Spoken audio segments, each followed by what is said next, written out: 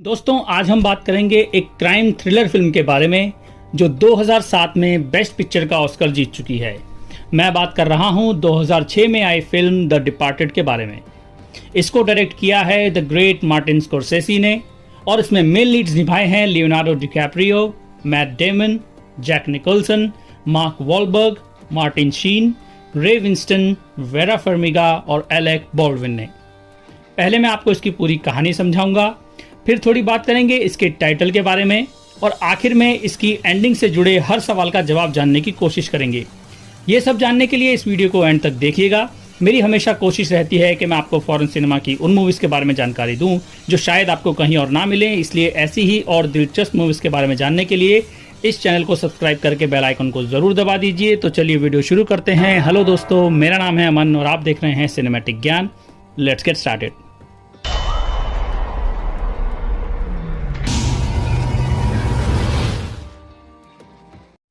दोस्तों फिल्म शुरू होती है एक कैरेक्टर की स्पीच से जिसका नाम है फ्रैंक कोस्टेलो। वो बॉस्टन के पुराने अच्छे दिनों के बारे में बात कर रहा है। इस स्पीच के दौरान हम स्ट्रीट्स में हो रहे दंगों की फुटेज देखते हैं। कोस्टेलो बेसिकली हमें ये बताता है कि उसे जिंदगी में बैक सीट लेने में कोई दिलचस्पी नहीं है। वो अपनी जिंदगी का ड्राइवर बनना चाहता है और वो हर उस चीज को कंट्रोल करना चाहता है जो उसके साथ होती है। हम देखते हैं कि फ्रैंक डाइनर में जाता है जहां वो मालिक को प्रोटेक्शन मनी के लिए धमकाता है, जिससे हम ये समझ जाते हैं कि फ्रैंक एक तरह का मॉबस्टर है। वो उसकी टीनेज डॉटर पे एक भद्दा रूड सेक्सुअल कमेंट भी करता है। कोस्टेलो नोटिस करता है कि एक यंग लड़का काउंटर से उसे देख रहा है। वो उस बच्चे से पूछता है क्या वो जॉनी सलिवन का रिश्तेदार है और लड़का हाँ में सर हिलाता है। उसका नाम कोलिन सलिवन है। कोस्टेलो जानता है कि इस लड़के का फादर मर चुका है, इसलिए वो उसको बहुत सारा घर का सामान और कॉमिक बुक्स खरीद कर देता है। फिर वो उससे कहता है कि अगर कभी भी वो कुछ एक्स्ट्रा पैसा कमाना चाहे तो उससे मिलने आ जाए। हम उस लड़के को ऑल्टर बॉय का काम करते हुए देखते हैं। फिर हम देखते हैं कि कोस्टेलो लड़के को बताता है कि चर्च जो कहता है उसको मत मानना, क्योंकि चर्च को ऑर्डर देना अच्छा लगता है। वो उसे समझाता है तुम्हें खुद के ऑर्डर्स बनाने होंगे। और हम फिर से एक फुटेज देखते हैं जिसमें कोस्टेलो एक माफिया और उसकी गर्लफ्रेंड को मार रहा है क्योंकि माफिया ने उसके इलाके में घुसने की कोशिश की है। कहानी आगे बढ़ती है और सालों बाद हम देखते हैं कि कोलिन सलिवन पुलिस एकेडमी में है और पुलिस बनने की ट्रेनिंग ले रहा है। इस दौरान हम एक और आदमी को देखते हैं जिसका नाम है बिली कॉस्टिगन, जो फाइनल पुलिस एग्जाम दे रहा है। अगले ही सीन में कोलिन और बिली दोनों ग्रेजुएट हो जाते हैं। कोस्टेलो वहां से गुजरते हुए सलिवन को हाय बोलने और उसे एक गिफ्ट देने आता है। ऐसा लगता है जैसे अब वो है तो पुलिस वाला, लेकिन वो मॉब का खबरी भी है। वो स्पेशल इन्वेस्टिगेशंस के ऑफिस में होता है जिसे कैप्टन क्विनन और सार्जेंट डिग्नम लीड करते हैं। क्विनन काफी अच्छा आदमी लगता है, लेकिन डिग्नम बहुत ही ज्यादा रूड और सनकीजा है। कोलिन के जाते ही बिली उठता है और ऑफिस में चला जाता है। हमें उसके इंटरव्यू में पता चलता है कि उसके परिवार के कनेक्शंस सऊदी के पूरे टफ नेबरहुड में हैं। ये बिल्कुल वही इलाका है जहां फ्रैंक कोस्टेलो अपनी सारी मॉबिंग करता है। बिली का एक अंकल भी था जो ऐसे ऑर्गेनाइज क्राइम में शामिल होने की वजह से मारा गया था। एक और अंकल था टॉमी, जो गन्स बेचने की वजह से गिरफ्तार हो गया। सार्जेंट डिग्नम को बिली के बैकग्राउंड पे थोड़ा डाउट है। इस दौरान हम देखते हैं कि कोलिन इमीडिएटली प्रमोट होकर स्टाफ सार्जेंट बन जाता है और वो एक स्पेशल मीटिंग में बैठता है। ये एक स्पेशल यूनिट है जो FBI के साथ मिलकर बॉस्टन में फैले ऑर्गेनाइज क्राइम से निपट रही है। इस मीटिंग का लीडर है कैप्टन एलरबाय, जो हमें बिली के अंकल जैकी की गोली लगने के बाद की एक पिक दिखाता है। वो और भी कुछ लोगों और ऑर्गेनाइज क्राइम के बड़े नामों की पिक दिखाता है और एंड करता है फ्रैंक कोस्टेलो की पिक के साथ। इधर स्पेशल इन्वेस्टिगेशंस में क्विनन और डिग्नम बिली को बताते हैं कि वो कभी एक स्टेट ट्रूपर नहीं बन पाएगा। उन्हें लगता है कि उसके SAT यानी स्कॉलस्टिक असेसमेंट टेस्ट मार्क्स बहुत ही ज्यादा हाई हैं और वो इस जॉब के लिए सही नहीं है। बिली अपनी माँ की बेड साइड पे बैठा होता है जब उसकी माँ कैंसर की वजह से दम तोड़ देती है। इसके बाद वो अपनी फैमिली के अपर क्लास पार्ट से रिश्ता तोड़ देता है। बिली क्विनन और डिग्नम के साथ स्पेशल इन्वेस्टिगेशंस यूनिट में वापस आ जाता है। ऐसा लगता है जैसे SUI चाहती है बिली एक अंडरकवर कॉप बने और सऊदी के अपने ओल्ड नेबरहुड के ऑर्गेनाइज्ड क्राइम रिंग में घुसपैठ करे। अब यहाँ बड़ी मुसीबत यह है कि वो ये फैक्ट नहीं छिपा सकते हैं कि बिली एक पुलिस ट्रेनी है, इसलिए वो उसे वापस उसके इलाके में भेज के उसे एक क्राइम का कन्विक्ट बना देते हैं और उसे जेल भेज देते हैं। फिर इवेंचुअली वो प्रोबेशन पे बाहर आता है और फिर ये साबित करने के लिए कि वो वाकई एक गैंगस्टर है, वो एक कोर्ट ऑर्डर साइकेट्रिस्ट से मिलने भी जाता है। फिर ओपनिंग क्रेडिट्स के साथ हम जेल में बिली का एक मोन्टाज देखते हैं। वहीं कोलिन स्टाफ सार्जेंट की बढ़िया जिंदगी जी रहा है।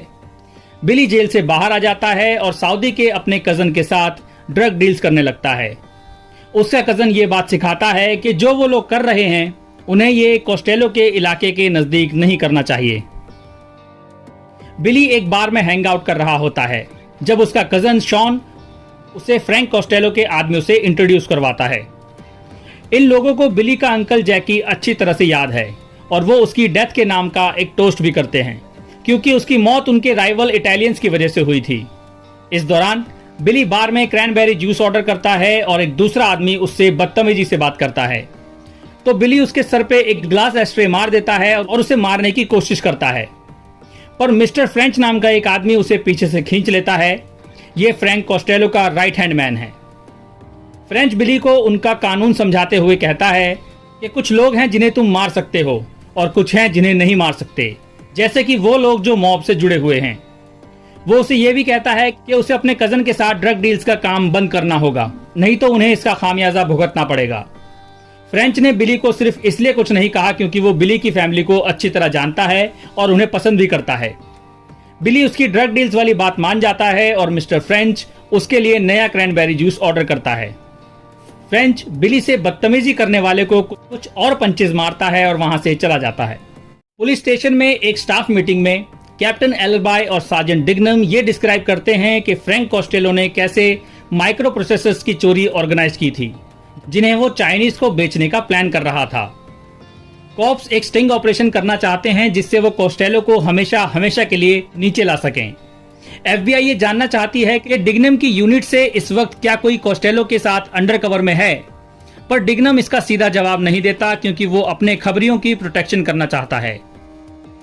कोलिन उस आदमी के मर्डर की इन्वेस्टिगेशन करने चला जाता है जिसने कोस्टेलो के लिए माइक्रो प्रोसेसर्स की चोरी की थी, पर उसकी मां उन्हें वहां से जाने के लिए कहती है क्योंकि कोस्टेलो पहले उस औरत की बेटी को अपने कार में उठा ले गया था।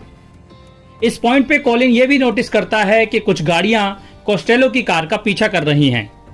वापस स्टेशन में कोलिन को एलिवेटर में एक खूबसूरत लेडी मिलती है जिसका नाम मैडेलिन है। वो जानता है कि वो ऑफिस में एक मेंटल हेल्थ प्रोफेशनल है और वो अपनी चिकनी चुपड़ी बातों से उसे साथ में डिनर करने के लिए मना लेता है।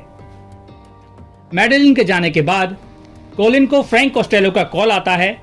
वो ये जानना चाहता है कि दो गाड़ियां उसका पीछा क्यों कर रही हैं। कोलिन कहता है कि उसे इस बारे में कुछ भी नहीं पता, पर वो उसकी मदद करने के लिए उनकी कुछ इन्फॉर्मेशन दे देता है। इससे यह साबित हो जाता है कि कोलिन का पुलिस फोर्स में बिताया टाइम हर तरह से आयरिश मॉब के काम आ रहा है। कुछ पलों बाद कोस्टेलो मिस्टर फ्रेंच को इन कार्स से पीछा छुड़ाने का ऑर्डर देता है और फ्रेंच ये काम बहुत आसानी से कर देता है। इधर बिली एक कॉर्नर स्टोर पर लंच कर रहा है, वहीं दो इटालियन आदमी स्टोर ओनर से पैसे ऐंठने की कोशिश करते हैं। बिली उनके पास पहुंच के उनसे थोड़ी बातचीत करने की कोशिश करता है, फिर वो अपना आपा खो देता है और उन्हें बुरी तरह से पीटता है। इस प्रोसेस में उसका अपना हाथ भी टूट जाता है। एक रेस्टोरेंट में कोलिन मैडेलिन के साथ है और उनकी डेट चल रही है। वो उससे एक सवाल पूछती है कि सिगमंड फ्रॉइड ने आयरिश लोगों के बारे में क्या कहा। वो इसका आंसर देता है कि फ्रॉइड ने कहा था कि सिर्फ आयरिश ऐसे लोग थे जो साइको एनालिसिस पे अनरिसेप्टिव थे। इसका आंसर पता होने की वजह से मैडेलिन उससे इम्प्रेस हो जाती है और उसे मैडेलिन के साथ सेकंड डेट भी मिल जाती है। अब हम वापस सऊदी बार में पहुंचते हैं, जहां बिली फिर से क्रैनबेरी जूस पी रहा है। वो जगह एकदम खामोश हो जाती है जब कोस्टेलो की वहां एंट्री होती है और वो बिली के बगल में जाके बैठ जाता है। कोस्टेलो बिली से पूछता है कि क्या वो उसे जानता है, पर बिली ये प्रिटेंड करता है कि वो उसे नहीं जानता।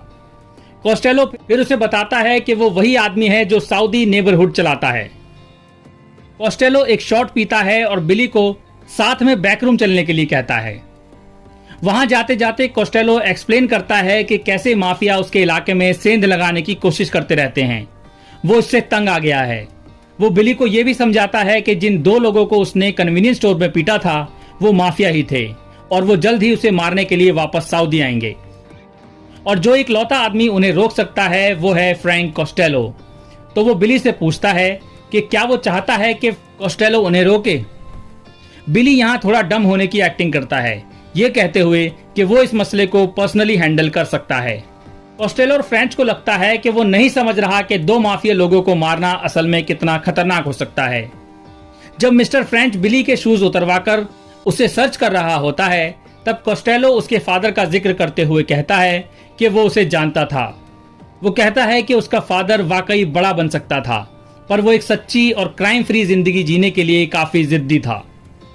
फिर मिस्टर फ्रेंच उसके हाथ को जोर से टेबल पे मार के उसका प्लास्टर तोड़ देता है और कहता है कि वो क्लीन है। फिर कोस्टेलो उसी के जूते को उसके हाथ पे जोर से मारते हुए पूछता है क्या वो अभी भी पुलिस फोर्स में है। बिली डिनाई करता है, पर कोस्टेलो तब तक ऐसा करता है जब तक वो सेटिस्फाई नहीं हो जाता। फिर वो बिली को उसका हाथ चेक करवाने के लिए कुछ कैश दे देता है। कोस्टेलो और मिस्टर फ्रेंच उनकी जगह पर बिजनेस डिस्कस करने वापस आ जाते हैं। कोस्टेलो पूछता है कि क्या बिली इतना भरोसेमंद है कि उसे ऑपरेशन में लाया जाए। उसे ऐसे आदमी पे भरोसा करने में थोड़ी मुश्किल हो रही है जो ऐसा दिखाता है कि उसके पास खोने को कुछ नहीं है, और बिली वाकई ऐसा कर भी रहा है। फिर हम देखते हैं कि कॉलिन प्रोविडेंस के 2 माफिया लोगों के मर्डर को इन्वेस्टिगेट कर रहा है, और हाँ, ये वही 2 लोग हैं जिन्हें बिली ने पीटा था। तो ऐसा बिल्कुल मुमकिन है कि ये काम फ्रैंक कोस्टेलो का हो। कॉलिन मैडेलिन को कॉल करता है और मजाक में उससे कहता है कि उसे मैडेलिन से मिलना है क्योंकि उसने अभी 2 लाशें देखी हैं। फिर वो कोस्टेलो से बात करने के लिए अपनी सिम चेंज करता है। हम ये भी देखते हैं कि बिली अब कोस्टेलो की जगह में घूम रहा है, जिससे ये पता चलता है कि कोस्टेलो शायद उसे किसी बिजनेस में अपने साथ ले आया है। कोस्टेलो कॉलिन को एक आदमी से उन 2 माफिया के मर्डर्स के बारे में इन्वेस्टिगेट करने के लिए कहता है। जाहिर है कि वो आदमी बेकसूर है, पर इससे कोई फर्क नहीं पड़ता क्योंकि कॉलिन मर्डर वेपन प्लांट करके उसे मर्डर के इल्जाम में फंसा देता है। इधर कोस्टेलो बिली को बैठाकर एक छोटी इंस्पिरेशनल स्पीच देता है और साथ साथ एक कटे हुए हाथ से ऐसे रिंग निकालता है जैसे उसके लिए ये कोई बड़ी बात ना हो। ये सारी बातें कैप्टन क्विनन और सार्जेंट डिग्नम सुन रहे होते हैं। इसका मतलब बिली ने वायर पहना हुआ है। वो कटा हाथ देखने के बाद बिली बाथरूम में जाके अपना वायर हटा देता है। वो कहता है कि अब से वो क्विनन से सिर्फ फोन पे बात करेगा। वो ये भी जानना चाहता है कि वो ये सब किस चीज के लिए कर रहा है, और क्विनन उसे कोस्टेलो का चाइनीज को माइक्रो प्रोसेसर बेचने वाले प्लान के बारे में बताता है। पुलिस स्टेशन में कैप्टन एलरबाई कॉलिन से पूछता है कि क्या उसे लगता है जिस आदमी को इटालियंस के मर्डर के लिए चार्ज किया गया है उसने वाकई ये मर्डर्स किए हैं। कॉलिन कहता है कि उसे कोई फर्क नहीं पड़ता अगर उन्हें इसके लिए कोई मिल रहा है। फिर यह पता चलता है कि जिसे चार्ज किया गया था उसे जेल में ही हार्ट अटैक आ गया है और बाद में उसे हॉस्पिटल में चाकू से मार दिया गया। यानी अब वो अपनी बेगुनाही साबित करने के लिए जिंदा ही नहीं बचा। कॉलिन एक स्पेशल यूनिट का लीडर बन जाता है और अपनी टीम खुद चुनता है। इस दौरान बिली धीरे धीरे और ऑकवर्डली कोस्टेलो के लिए काम करना शुरू कर देता है। इधर स्टेशन में कॉलिन कहता है कि उसने ये नई यूनिट बनाई है क्योंकि उसे लगता है कि स्टेट पुलिस में कोस्टेलो का कोई खबरी यानी कि रैट मौजूद है। यह बहुत ही चालाकी वाला कदम था क्योंकि वो खुद ही कोस्टेलो का रैट है। कोस्टेलो बिली को एक सेलफोन दे देता है और उसे समझाता है कि उसे कैसे यूज करना है। फिर लंच पे वो बिली से कहता है कि अगर उसके फादर और अंकल जिंदा होते और उसे बिली के साथ बैठा देख लेते तो वो उसे जान से मार देते। वो बिली से पूछता है कि क्या उसने कभी वापस स्कूल जाने का सोचा। ऐसा लगता है कि वो वाकई उसके लिए अच्छा सोचता है। रेस्टोरेंट से निकलने से पहले वो कुछ प्रीस्ट को कहता है कि लिटिल बॉयज से उलझना बंद करो वरना उन्हें उनसे निपटना पड़ेगा। स्टेशन में कॉलिन देखता है कि कॉप्स कोस्टेलो के एक खास आदमी फिट्जी से पूछताछ कर रहे हैं। उस आदमी ने एक लॉयर को बुलाया है पर वो लॉयर अब तक आया नहीं है। कॉलिन उस इंटेरोगेशन रूम में घुसता है। दूसरे पुलिस वालों को लगता है कि वो काफी ज्यादा सख्त बन रहा है। यहीं वो मौके का फायदा उठा के उस आदमी को कहता है कि कोस्टेलो को बता दो कि उसकी बिल्डिंग में रेड पड़ने वाली है। इधर मिस्टर फ्रेंच अपने आदमियों को एक ड्रग हाउस से निकालता है और उस जगह को जला देता है।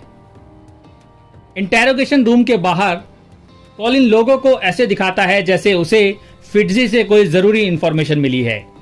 हम देखते हैं बिली कई बहुत ही वायलेंट और इंटेंस जॉब में मिस्टर फ्रेंच के साथ जाता है। इस दौरान मैडेलिन कॉलिन के अपार्ट में जागती है और उसे कहती है कि पिछली रात उनके बीच जो कुछ भी हुआ उसके लिए कॉलिन को शर्मिंदा होने की जरूरत नहीं है। इसके बाद फिल्म में पहली बार हम बिली को मैडेलिन के ऑफिस में बैठा हुआ देखते हैं और वो उसे अपनी फीलिंग्स के बारे में बताता है। वो उसकी कोर्ट अपॉइंटेड काउंसलर है। फिर हम उसे कई और वायलेंस जॉब को अंजाम देते और घर पे अकेले बैठे हुए देखते हैं जहां वो पुरानी फोटोज देख रहा है। मैडेलिन के ऑफिस में बिली ये समझाने की कोशिश करता है कि पूरा दिन एक मास मर्डरर के साथ काम करना कितना मुश्किल है। उसका दिल तेजी से धड़क रहा है पर उसके हाथ हमेशा स्टेडी रहते हैं। अपने अपार्टमेंट में बिली कई सारी ऑक्सीकॉन्टिन पिल्स ले लेता है, यानी कि वो कोस्टेलो के साथ काम करते वक्त खुद को शांत रखने के लिए ड्रग्स लेने लगा है। बिली को अंडरकवर बने 1 साल हो गया है और अब ये सब कुछ उससे झेल नहीं रहा। वो तंग आ चुका है और उसका दिमाग खराब हो रहा है। वो जानना चाहता है कि क्विनन और डिग्नम ने अभी तक कोस्टेलो पर अपना दाव क्यों नहीं चला, जबकि बिली उसे दर्जनों बड़े अपराधों के साथ जोड़ सकता है। पर क्विनन और डिग्नम कहते हैं कि वो अभी भी केस बिल्ड कर रहे हैं। वो ये भी मेंशन करते हैं कि उन्हें लगता है कि स्पेशल इन्वेस्टिगेशंस यूनिट में कोस्टेलो का एक स्पाई मौजूद है। ये बात बिली को और भी ज्यादा डरा देती है। मैडेलिन के ऑफिस में बिली चाहता है कि मैडेलिन उसे वेलियम दे ताकि वो सो सके, क्योंकि उसे इंसोम्निया की वजह से नींद ही नहीं आती। पर मैडेलिन स्केप्टिकल है। उसे लगता है कि बिली ड्रग्स लेने के लिए उसे यूज कर रहा है। बिली वहां से चला जाता है और मैडेलिन उसे प्रेस्क्रिप्शन देने उसके पीछे जाती है और उसे बताती है कि वो उसे दूसरे काउंसलर के पास ट्रांसफर कर रही है। उनके बीच चीजें सही हो जाती हैं और बिली उसे कॉफी पर चलने के लिए पूछता है। कॉलिन पुलिस सेफ हाउस में घुसता है जब एक बड़ा क्रू फ्रैंक कोस्टेलो का स्टिंग करने के लिए तैयारी कर रहे होते हैं। शायद इसी रात कोस्टेलो चाइनीज को माइक्रो प्रोसेसर बेचने वाला है। कॉलिन अपने आदमियों के पास जाके पूछता है कि क्या उन्हें इस बारे में मालूम है, पर ऐसा लगता है कि आखिरी पल तक सबको इस स्टिंग ऑपरेशन के बारे में अंधेरे में रखा गया था। कॉलिन कोस्टेलो को कॉल करने का वक्त निकाल लेता है और उसे अलर्ट कर देता है। अब उसे इस बात पर पक्का विश्वास हो गया है कि कोस्टेलो के आदमियों में कोई ना कोई रैट तो जरूर मौजूद है। जैसे ही स्टिंग स्टार्ट होता है, कॉलिन को पता चल जाता है कि FBI उसकी हर फोन कॉल्स को मॉनिटर कर रही है। कॉलिन चालाकी से उसे टेक्स्ट के जरिए अपने आदमियों के फोन बंद करवाने के लिए कहता है। रॉक बिल्डिंग के अंदर कोस्टेलो और उसका क्रू उसकी माइक्रो प्रोसेसर की डील करने के लिए जमा होते हैं। इस दौरान बिली क्विनन को एक डॉलर सिंबल टेक्स्ट करता है, ये बताने के लिए कि डील का पैसा साइट पे मौजूद है।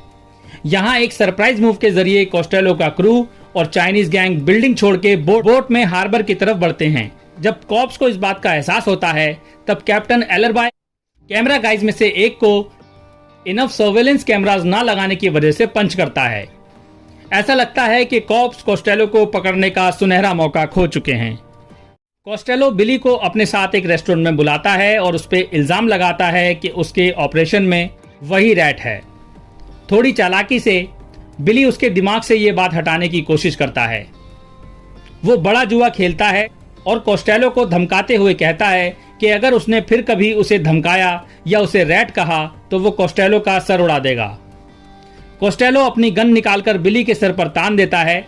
फिर कोस्टेलो बिली को बताता है कि वो उसके क्रू का नया आदमी है। वो उससे ये भी पूछता है कि जब उसने सबकी इंफॉर्मेशन ली थी उस रात वो बार से क्यों चला गया था। कॉलिन स्पेशल इन्वेस्टिगेशंस में पहुंचता है और क्विनन से बात करने से पहले डिग्नम से थोड़ी बहस करता है। क्विनन कॉलिन को डिपार्टमेंट में सब पे नजर रखने को कहता है। एक रात मैडेलिन के साथ लेटे हुए कॉलिन लॉ स्कूल खत्म करने और दूसरी सिटी में मूव करने की बात करता है। वो ये कहता है कि अगर उनका रिश्ता काम नहीं करता तो उसे इस रिश्ते को खत्म करना होगा, क्योंकि बीइंग एन आयरिश उसे पूरी जिंदगी किसी बड़ी मुसीबत से निपटना पड़ेगा। वापस अपने डेस्क पर कॉलिन कोस्टेलो के सभी आदमियों की इंफॉर्मेशन चेक करता है। एक रेस्टोरेंट के बाहर कोस्टेलो के आदमी फिट्जी और डेलाहंट कुछ मजाक कर रहे होते हैं। बार के अंदर खून में सना हुआ कोस्टेलो आता है और बिली को बताता है कि वो उस दिन काम नहीं करेगा क्योंकि कोस्टेलो इसके लिए सारे नए लोगों को यूज कर रहा है। बिली क्विनन को कॉल करता है और उसे बताता है कि यहाँ क्या हुआ। वो चाहता है कि क्विनन इस बारे में स्टेशन में किसी को ना बताए क्योंकि उसे लगता है कि कोस्टेलो को उस पर शक हो गया है और वो ये जानना चाहता है कि कॉलिन तक इस बारे में क्या खबर पहुंचती है। क्विनन ये बात अपने तक ही रखता है और कॉलिन तक कोई बात नहीं पहुंचती है और जब ऐसा नहीं होता तो कोस्टेलो ये मान लेता है कि बिली रैट नहीं है। जब बिली चल के बाहर जाता है, डेलाहंट उसे एक कॉप कहता है। बिली को यह एहसास नहीं होता कि डेलाहंट और फिट्जी मजाक कर रहे हैं, फिर भी वो हंसता है और घर चला जाता है। उधर ऑफिस में कॉलिन कोस्टेलो का रैट ढूंढने के लिए कैप्टन क्विनन पे सर्वेलेंस लगवा देता है और इंतजार करता है कि क्विनन उसे उस रैट तक पहुंचाए। क्विनन इवेंचुअली लोगों को सबवे ले जाता है जहां बिली उसे कॉल करता है और पूछता है कि क्या कोई तुम्हारा पीछा कर रहा है। क्विनन अश्योर करता है कि ऐसा नहीं है, तो बिली उसे एक एड्रेस देता है। जो क्विनन का पीछा कर रहा होता है वो कॉलिन को कॉल करके बताता है कि क्विनन रैट से मिल रहा है। तो कॉलिन कोस्टेलो को कॉल करके वो एड्रेस बताता है जहां रैट क्विनन से मिल रहा है। एक बिल्डिंग की छत पे क्विनन बिली को बताता है कि वो उसे उसकी अंडरकवर जॉब से बाहर लाने का प्रोसेस शुरू करने जा रहा है। क्विनन से मिलने के दौरान बिली को डेलाहंट से एक कॉल आता है। वो कहता है कि गैंग रैट को बस मारने ही वाली है जो क्विनन से वॉशिंगटन स्ट्रीट पे मिल रहा है, पर डेलाहंट उसे 344 के बजाय 314 बोल के गलत एड्रेस बताता है। बिली फोन रखता है और क्विनन को बताता है कि उन्हें फौरन इस बिल्डिंग से बाहर निकलना होगा, पर अब बहुत देर हो चुकी होती है। कोस्टेलो के आदमी ऑलरेडी वहां पहुंच चुके हैं। क्विनन उनका ध्यान भटकाने के लिए वहीं रुक जाता है, जबकि बिली बिल्डिंग से बाहर जाने के लिए फायर एग्जिट का यूज करता है। वो वहां से निकलने की कोशिश करता है, लेकिन क्विनन उसके सामने वहां से लैंड होता है और मर जाता है। कोस्टेलो के आदमियों ने उसे खिड़की से नीचे फेंक दिया। इस दौरान जो कॉप्स क्विनन को फॉलो कर रहे हैं वो जानना चाहते हैं कि ये हुआ क्या। कॉलिन कॉप्स को कोस्टेलो के आदमियों से उलझने के लिए मना कर देता है, पर कॉप्स उसके ऑर्डर को ना मानकर एक शूट आउट शुरू कर देते हैं। उनमें से एक डेलाहंट को शूट करने में कामयाब होता है। पुलिस स्टेशन में सार्जेंट डिग्नम और कैप्टन एलरबाय कॉलिन से सवाल करते हैं कि उसने क्विनन के पीछे आदमी क्यों छोड़े, पर कॉलिन ये कह के इस सवाल को अवॉइड कर देता है कि वो एक इंफॉर्मेशन के तहत काम कर रहा था। डिग्नम इस जवाब से बिल्कुल खुश नहीं है कि उसका सीनियर इसमें मारा गया, इसलिए वो कॉलिन के चेहरे पे पंच करता है। कैप्टन एलरबाय डिग्नम को लीव लेने को कहता है, लेकिन डिग्नम बजाय इसके अपनी जॉब ही छोड़ देता है। कॉलिन क्विनन की फाइल्स को एक्सेस करना चाहता है, लेकिन इस चीज में सिर्फ डिग्नम उनकी मदद कर सकता था जो अब जा चुका है। कोस्टेलो के सेफ हाउस में फिट्जी बिली से सवाल करता है कि जब गैंग उस तक पहुंचने की कोशिश कर रही थी तब वो कहां था। बिली एक झूठी कहानी बनाते हुए कहता है कि वो एक ग्रोसरी स्टोर में था, पर मरता हुआ डेलाहंट उसे बुलाता है और उसे बताता है कि वो जानता है वही रैट है, क्योंकि उसने बिली को गलत एड्रेस बताया था और फिर भी बिली सही एड्रेस पे पहुंच गया। पर इससे पहले कि डेलाहंट ये बात किसी को बता पाता, उसकी मौत हो जाती है। कॉलिन क्विनन की मौत को लेकर कोस्टेलो पे चिल्लाने लगता है, क्योंकि डिग्नम के जाने के बाद अब उसके पास उसकी फाइल्स एक्सेस करने का कोई रास्ता नहीं है। इस दौरान बिली मैडेलिन के ऑफिस के बाहर उसका इंतजार करता है।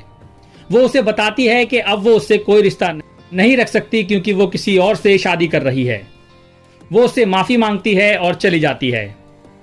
स्टेशन में कॉलिन क्विनन का फोन उठाता है और उसके लास्ट डायल नंबर पे कॉल करता है। बिली कॉल उठा लेता है, पर ना ही वो एक शब्द कहता है और ना ही कॉलिन। वो बिली के कॉल काटने से पहले लगभग 10 सेकंड तक सिर्फ खामोशी सुनते हैं। बिली वहां से निकलने के लिए अपना सामान पैक करता है। 1 मिनट बाद बिली कॉलिन को कॉल बैक करता है और कॉलिन उसे समझाता है कि वो सार्जेंट सलिवन है और क्विनन की यूनिट को टेक ओवर कर रहा है। कॉलिन उससे मिलना चाहता है, पर बिली किसी को ट्रस्ट नहीं करता। वो डिग्नम से बात करने की डिमांड करता है, पर कॉलिन उसे बताता है कि डिग्नम लीव पर है। वो चाहता है कि बिली वहां आए, लेकिन बिली कॉल काट देता है। जब कॉलिन क्विनिन की चीजें देख रहा होता है, उसे पता चल जाता है कि कोस्टेलो असल में एक FBI इन्फॉर्मेंट है। कोस्टेलो की गैंग टीवी देख रही होती है और तभी एक न्यूज आती है कि डेला हंट की बॉडी को कैसे ढूंढा गया। फिट्जी कहता है कि उसे यकीन नहीं होता ऐसा कैसे हुआ, क्योंकि उसने बॉडी छुपाने में पूरी रात लगाई थी। पर कोस्टेलो उस पर चिल्लाता है कि फिर पुलिस वालों को बॉडी इतनी जल्दी मिल कैसे गई। कॉप्स मरे हुए डेला हंट को एक पुलिस वाला बता के कोस्टेलो को कंफ्यूज करने की कोशिश करते हैं, पर वो इस चाल में नहीं फंसता, बल्कि वो और उसके आदमी अपनी मेजर डील के लिए निकल पड़ते हैं। कॉलिन उसे कॉल करके बताता है कि कोई उसका पीछा कर रहा है। कोस्टेलो इससे पीछा छुड़ाने के लिए कहता है, जिस पे कॉलिन जवाब देता है कि वो यही करेगा। पर असल में वो ऐसा करता नहीं है। वो अभी भी इस बात से बहुत ज्यादा नाराज है कि कोस्टेलो उसे बिना बताए FBI का इन्फॉर्मेंट बन गया। कॉलिन सर्वेलेंस रूम में जाता है और कैप्टन एलरबाई से कोस्टेलो का पीछा ना करवाने को कहता है, पर वो ये भी कहता है कि वो आज रात कोस्टेलो को अरेस्ट करने वाले हैं, जो कि खुद कोस्टेलो के लिए एक सरप्राइजिंग न्यूज होगी। बिली कॉलिन को इन्फो टेक्स्ट करता रहता है, जो पुलिस को उस ड्रग डील तक पहुंचाता है जो कोस्टेलो इस वक्त कर रहा है। कॉप्स वहां पहुंचते हैं। कोस्टेलो और फ्रेंच डील करके वहां से बच निकलने की कोशिश करते हैं, पर पुलिस उन्हें घेर लेती है। वहां गोलीबारी शुरू हो जाती है और फ्रेंच के गर्दन के पास एक गोली लगती है। कोस्टेलो कार से उतरता है और फ्रेंच ड्राइव करके वहां से निकल जाता है। वेयरहाउस के किसी हिस्से में कोस्टेलो कॉलिन से टकराता है और उससे पूछता है कि ये हो क्या रहा है। कॉलिन उसे कहता है कि उसने ऐसा इसलिए किया क्योंकि वो एक FBI इन्फॉर्मेंट है, पर कोस्टेलो कॉलिन को बताता है कि उसने सिर्फ उन लोगों को फंसवाया जो पहले से ही डाउन जा रहे थे। वो सिर्फ बेवकूफ़ों के लिए FBI का इन्फॉर्मेंट है और कॉलिन को गिव अप करने का ख्याल उसके दिमाग में कभी नहीं आया। कॉलिन हमेशा उसके लिए एक बेटे जैसा रहा है, पर कॉलिन उस पर इल्ज़ाम लगाता है कि वो खुद बच्चे पैदा नहीं कर सकता, सिर्फ इसलिए उसे एक बेटा चाहिए था। इस बात से कोस्टेलो का पारा चढ़ जाता है और वो कॉलिन को शूट करने की कोशिश करता है, पर यहाँ कॉलिन उससे जल्दी ये काम करने में कामयाब होता है और कोस्टेलो को मार देता है। कोस्टेलो का फोन बजता है और कॉलिन पिक करके कोस्टेलो की गर्लफ्रेंड ग्वेन को ये बात बता देता है कि कोस्टेलो मर चुका है। पुलिस स्टेशन में कॉलिन का स्वागत किसी हीरो की तरह किया जाता है। वो अपने ऑफिस में जाता है, बिली के साथ बैठता है और उसे उसकी जिंदगी वापस दे देता है। बिली भी ये जानना चाहता है कि कॉलिन कोस्टेलो के रैट के साथ क्या करने वाला है। कॉलिन कहता है कि वो उसे जरूर अरेस्ट करेगा। बिली कहता है कि उसे उसका पैसा चाहिए और वो घर जाना चाहता है। वो कॉलिन को उसकी फाइल का पासवर्ड दे देता है और कॉलिन उसे एक्सेस करने चला जाता है। कॉलिन के जाने के बाद बिली उसके ऑफिस में सिटीजन्स वाला लिफाफा देख लेता है, यानी कि वो समझ जाता है कि रैट और कोई नहीं बल्कि कॉलिन ही है और वो वहां से निकल जाता है। जब कॉलिन वापस अपने ऑफिस में आता है, तब उसे एहसास होता है कि बिली ने क्या देख लिया और वो उसकी पुलिस फाइल्स इरेज कर देता है। अब इस बात से कोई फर्क नहीं पड़ता कि बिली उसके बारे में क्या जानता है, क्योंकि पुलिस डेटाबेस में अब बिली का कोई रिकॉर्ड ही नहीं है। बिली मैडेलिन को ढूंढ के वो लिफाफा उसे दे देता है। फिर वो उसे कहता है कि ये लिफाफा तब खोलना जब उसे कुछ हो जाए, क्योंकि उसे नहीं पता वो उसके सिवा और किसको ये दे सकता है। अपने अपार्टमेंट में मैडेलिन कॉलिन को एक अल्ट्रासाउंड पिक्चर देती है और कहती है कि उन्हें एक बेटा होने वाला है। जब वो वापस किचन में जाती है, तब वो मेल चेक करती है और उसमें उसे कॉलिन के लिए एक एनवलप नजर आता है, जिसमें W कोस्टेगन का रिटर्न एड्रेस होता है। उसे शक होता है। वो उसे खोलती है और उसमें उसे एक CD मिलती है।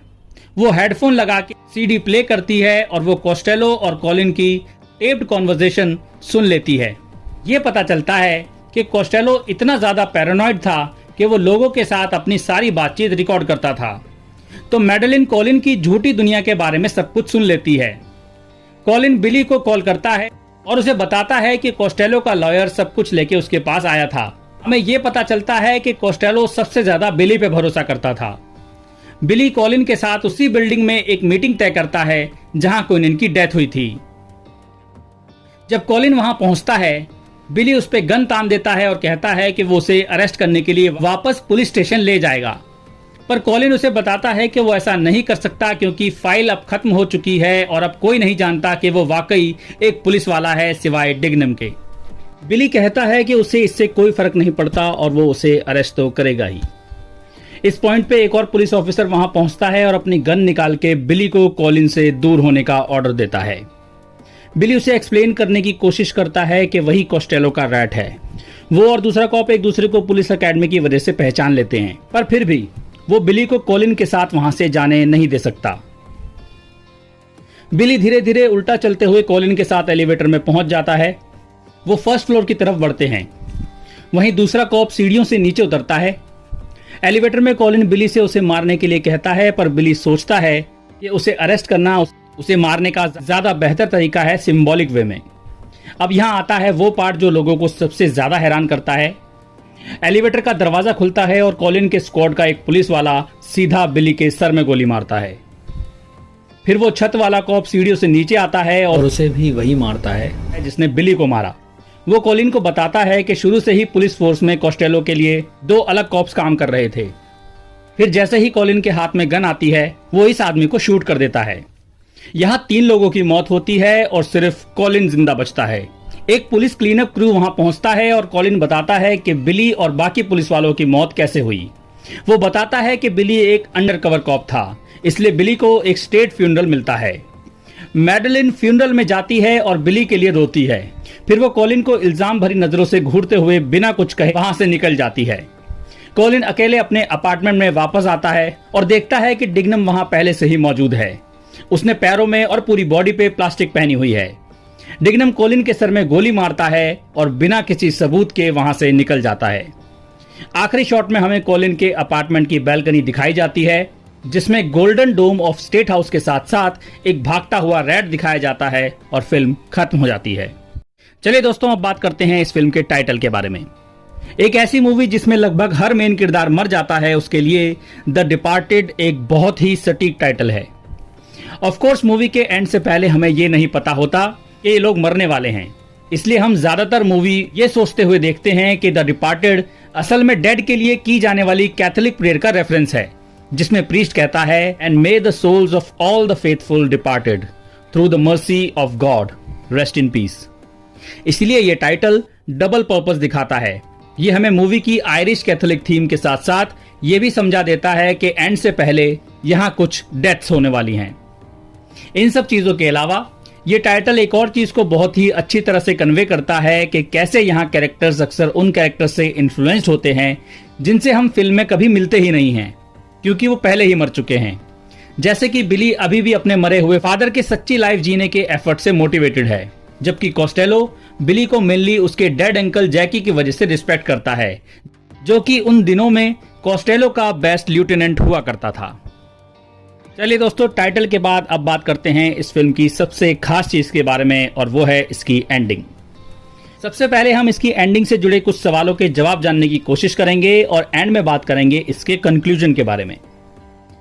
पहला सवाल यह है कि बिली को जब यह पता चला कि कॉलिन ही रैट है तो वो सीधा अथॉरिटीज के पास क्यों नहीं गया? वो उस बिल्डिंग की छत पे कॉलिन से अकेला क्यों मिला?